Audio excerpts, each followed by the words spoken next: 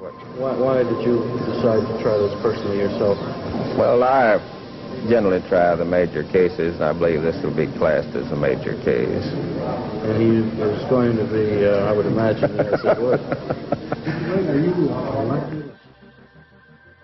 And from the cities of the United States, where a nation is in almost, I would say it advisedly, almost uncontrollable shock, it seems. They're weeping on the streets. Schools have to be dismissed. My own school was dismissed because the children were weeping so much they couldn't stay in class. Quite a tragic day, as we all obviously know. Do you want me to relieve you a few minutes here? If I stay on the air, certainly, until all of this is...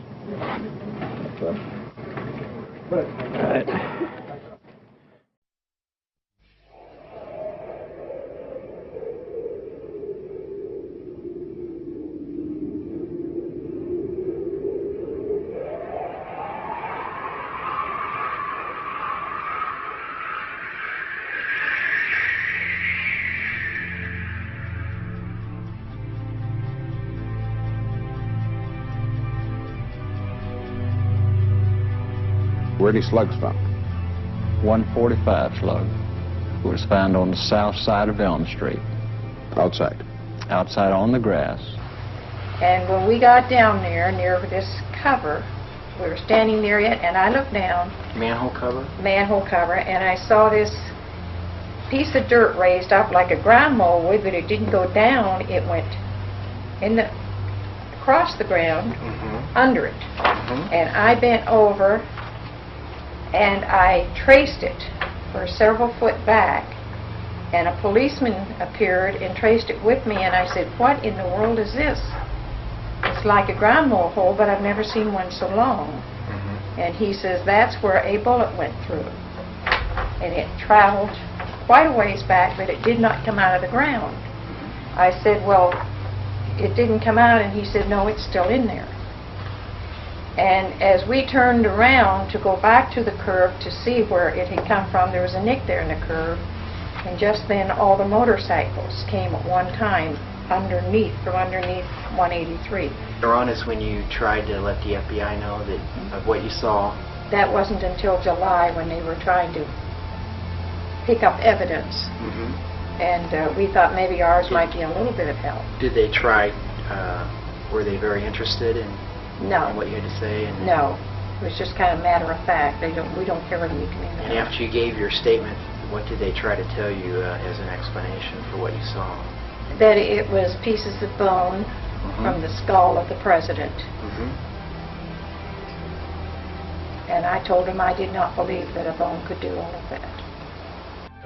Journalist Richard Dudman spotted a police officer and a deputy sheriff. An agent joins them. He removes a bullet and pockets it. Okay, and according to your Warren Commission testimony, you saw where a shot had hit the turf on the south side of Elm Street? Yes. Okay. And you said that the shot had caught the manhole cover at the corner? The concrete of the manhole cover, yes. Okay. That afternoon, after Officer Tippett was killed, they took a suspect into custody. And I was thinking about this man getting away from me. This was the man that got into the Green Rambler. The Green Rambler. And I called Captain Fritz at his office and gave him a description of the man I saw get into the Rambler. And he told me, and I quote him, "It sounds like the suspect we have in custody. Come on up and take a look at him." So I went out and got in my unmarked car and drove to the City Hall, went directly to Captain Fritz's office. And we went into Captain Fritz's inner office, and the man was sitting in a chair behind a desk. And there was another gentleman. I assumed he was one of Fritz's people because he had the white cowboy hat on, which was the trademark at that time of the Dallas Homicide Bureau. And Fritz turned to me and said, "Is this the man you saw?" I said, "Yes." And it was. It was. So he turned to the suspect and he said, "This man saw you leave." At which time the suspect became a little excited. And he said, "I told you people I did."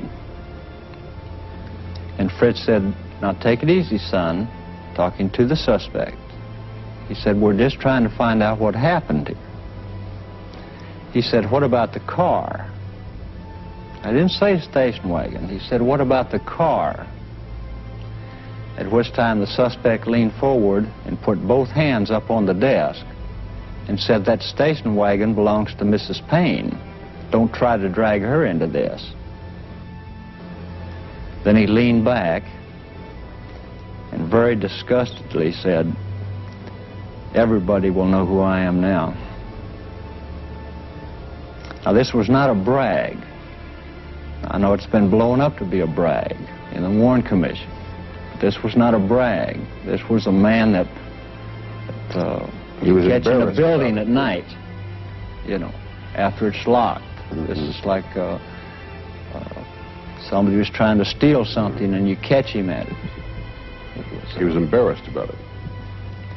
Or disgusted that he had blown his cover or been caught or something. You know, it wasn't a brag.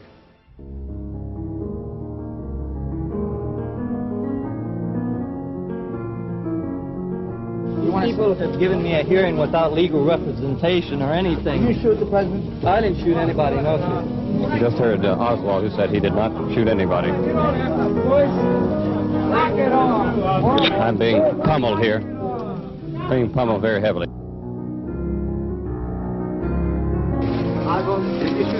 I didn't shoot anybody, sir. I haven't been told what I'm here for.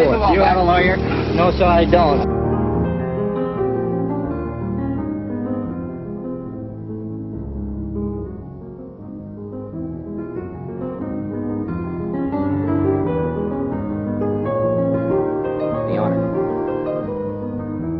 I've been photographed in the key, sir. Now they're saying we want to go out among these men. That will be kicked out. Right?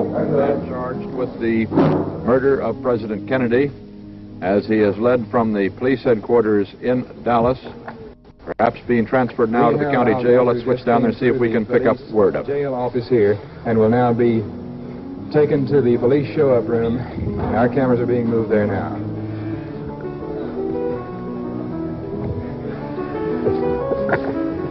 Dolly it out. Let me. Keep moving.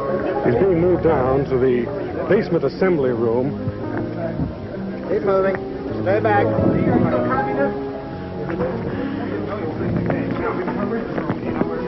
He'll be taken down to the basement assembly room where he will confront the assembly of press gathered here at the police station for the past 10 hours or so of interrogation.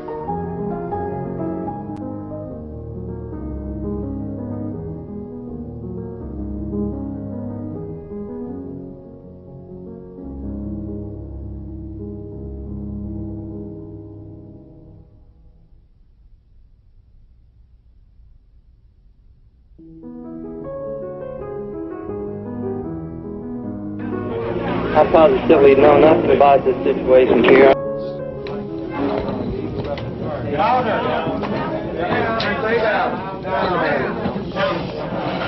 Well, I was questioned by a judge. However, I protested at that time that I was not allowed legal representation.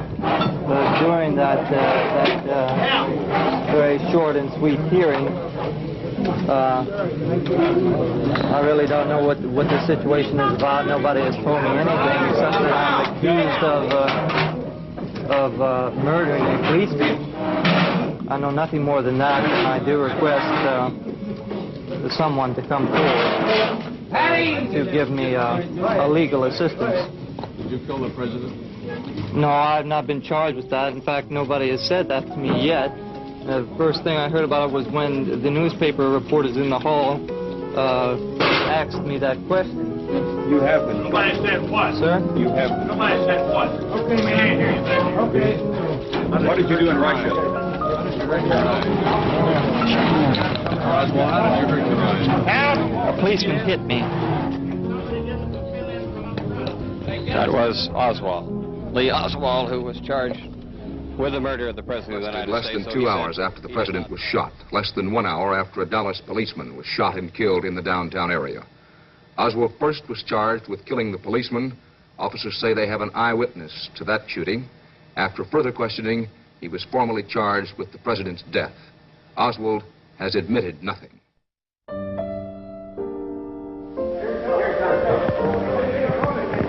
Here comes Oswald down the hall again. Did you find that rifle?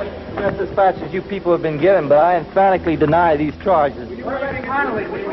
Oswald is hustled through a doorway. He says he has nothing against anybody. He has not committed any act of violence. Oswald makes this claim as he's hustled from the interrogation room through a doorway, down an elevator, up an elevator into his jail cell.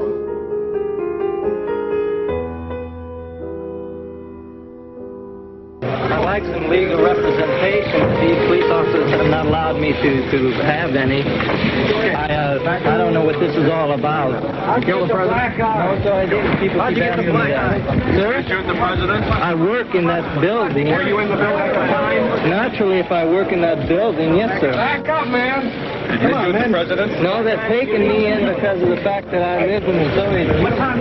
I'm just a patsy. The president?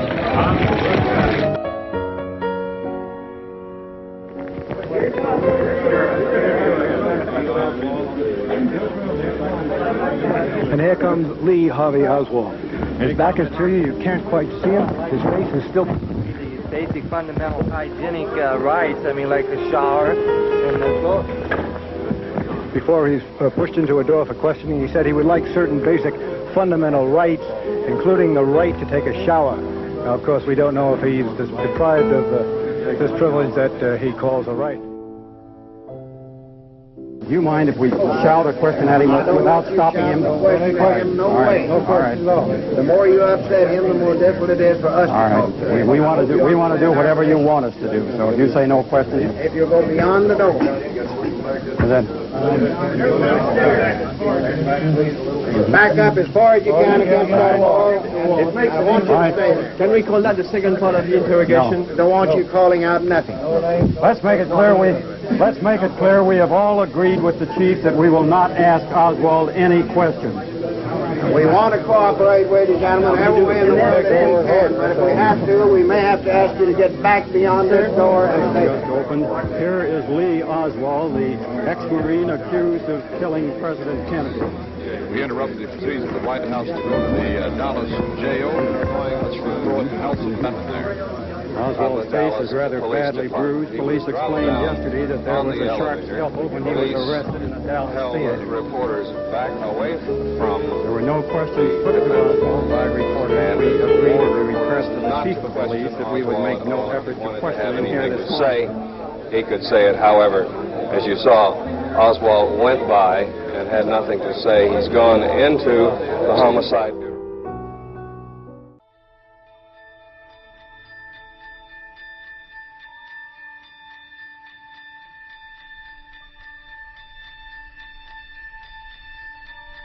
And I walked up to the car where Mrs. Kennedy was still there on the back seat, lying there with her head bowed over, covering her husband's head, his blood running down her leg and on her clothes, and twice saying, "They've murdered my husband. They've murdered my husband." My first thought was, they got him. I said, my God, they're going to kill us all. My God, they're going to kill us all. And I said, my God, they're going to kill us all. And I said, oh my God, they're going to kill us all. And then I said, my God, they're going to kill us all. Jacqueline Kennedy stayed close to her husband's casket during the 2-hour and 20-minute flight back to Washington. And she stayed close once Air Force One landed at Andrews Air Force Base, still wearing her blood-stained clothes. Let them see what they've done, she said. He fired Alan Dulles, longtime Director of Central Intelligence. General Cabell is deputy. And it's interesting to recall that General Cabell was brother of the mayor of Dallas at the time President Kennedy was killed. And John Kennedy's words when he fired him were roughly along these lines, that if this were England, I would have to go. But this is America, and you have to go. Well, General Cabell never forgave him for that, especially for causing the end of a brilliant intelligence career. And you can't help but feel that that's not totally irrelevant to the subsequent events when John Kennedy attempted to drive in an open car through the town where General Cabell's brother was mayor. Many Dallasites kept saying it just can't be true. Mayor Earl Cabell, as he rushed away from the hospital. Mayor, I would think that the feeling is that in the broad moral sense at least, that all of us share in what has happened here today, but this city, as you say, is not a city where things like this are done. The minority, it's a loud one, and today, this tragic thing that happens really once in a lifetime. This is a guilt that doesn't belong to a few. This is a guilt of the nation. We're all responsible. This could only be the act of a deranged mind. There is no question whatsoever in my mind that every possible security precaution was taken. All possible security precautions were taken by our police force on their own. I don't want to point my finger at anyone in a case like this. Still, this is not the time to single out for criticism any individual or any group. Yet, the irrational act of a single man. I can't point my finger. This is no time to point fingers. This is a time of prayer and sober reflection. We all have to search our souls with reference to what we might have said or done to have brought about a calamity of this kind. This is not a time to point the finger at anything except just the conscience of the nation as a whole. Now the police chief in Dallas says that he was informed by the FBI last night that they interrogated Oswald 2 weeks ago in Dallas, but he does not know the results of that interrogation, why it was ordered, or, he says, or neither was he advised that the interrogation had taken place until last night. Is there any indication from the investigation to date that would indicate motive on the part of Mr. Oswald? No. So far as I know, there's no indication of it. Are you satisfied that you've got him traced directly from the scene of the shooting to his arrest? Yes. Can you account for all the time? You mean from the scene of the presidential assassination? Yeah. To the time? No, we haven't got all of it. How much time is involved in there? How big a lapse of time? Roughly 45 minutes, I believe. And you still don't know. He doesn't have a car. It's too far to walk. I understand that he does not have a car. Do you have anything other than circumstantial evidence right now? Well, we have some physical evidence. Can you tell us anything about that physical evidence? No, sir, I wouldn't. I don't think I should discuss that. Do you feel that this case is proceeding as efficiently as you would like it to proceed, or are some doubts beginning to grow as to whether this, in fact, is the man? No doubts are beginning to grow, but it's a very difficult investigation. Are the resources being applied to this investigation adequate, in your opinion? Yes. Would you describe them for us? We're just using all means possible in the scientific investigations. Of course, these are interrogation and scientific, other scientific aids outside of physical evidence and any other means that we have. Is he a member of any Communist front organization? That I can't say at the present time. Any organizations that he belongs to that you know of? Well, the only one I mentioned was the Free Cuba Movement, or whatever that... Fair play. Fair Play for Cuba, I believe was that. Why do you think he would want to kill the president? The only thing I do is take the evidence, present it to the jury, and I don't pass on why he did it or anything else. We're just interested in proving that he did it, which I think we have. The suspect will be interrogated some more. At the same time, all the loose ends will be tied together in one neat package. This adds one to the case for conspiracy then, and the Dallas police are apparently trying to add another. No, we're still working on the evidence. This has been a joint effort by the Secret Service, the Federal Bureau of Investigation, the Dallas Police Department, the Dallas Sheriff's Office, my office, and Captain Will Fritz has been in charge of it. We want to say this, that this investigation has been carried on jointly by the FBI, the Secret Service, the Rangers, and the Dallas Police Department. Captain Fritz has been in charge. He's in charge of what, will you have a further statement of any kind? Well, not necessarily, no. Captain Fritz, is he showing any sign at all of cracking? No, I couldn't say about that. Captain Will Fritz, the chief interrogator of Lee Oswald here at the Dallas County Police Station. How far back have you been able to trace it? I wouldn't want to Was it Ford in town, for instance? I wouldn't want to talk about that right now. Thank you. Did you talk to him? Do you know who was the bus driver? Yes, sir. We know the bus driver. What does he say about Russia? This interview is being conducted with Captain Will Fritz, chief of the Dallas Homicide Squad. Mr. Fritz enjoys a reputation, one of the finest interrogators, not only in the state of Texas, but in the Southwest. He's been working constantly on Lee Oswald, but as he himself says, he feels no closer to a confession now than he did before. This, of course, is nothing detrimental to the captain. It does say something about the determination of Lee Oswald. Sir, he said he was. He's been more cooperative. What did he talk to you about? He hasn't admitted anything.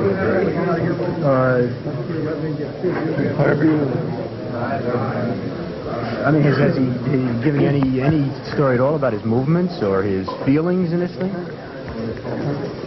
He has, sir? Did he make fingerprints on again? I wouldn't want to talk about the prints and